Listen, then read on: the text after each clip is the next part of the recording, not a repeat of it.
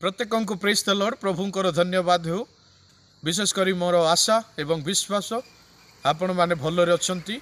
प्रिय माँ बापा भाई भौणी पुओ झील मैंने आज किसी छोटिया उपदेशटे मुझे सम्मुख रखापी चाहे।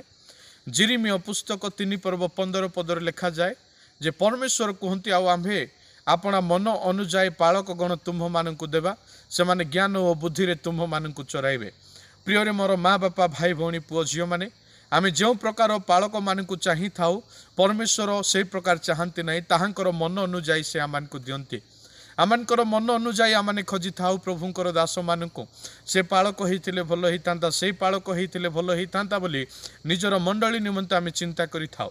किंतु परमेश्वर वाक्य लिखा जाए जे परमेश्वर आमको ताहांकर मन अनुजाई पालक मानू देवे आउ से पालक माने आमको ज्ञान रे बुद्धि रे परिचालित करेंगे चलाइबे।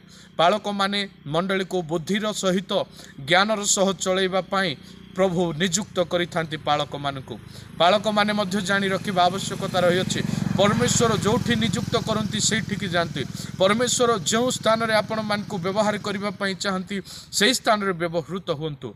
मन रखंतु प्रिय मोर माँ बापा भाई भौणी पुओ झील माने आपण माने खोजंतु नहीं परमेश्वर को कहतु प्रभु आम को गोटे उपयुक्त पालक को दिंतु से निश्चय उपयुक्त पालक को देवे ताहांकर मन अनुसार। एणु विचलित हुंतु नहीं धैर्य धरंतु प्रार्थना करंतु परमेश्वर निकट रे कारण से कहती मु उत्तम मेष पालक बोली से कहती जीशु उत्तम मेष पालक अटंती। यह भूलंतु नहीं। प्रभु आपण मान को प्रत्येक को आशीर्वाद करंतु।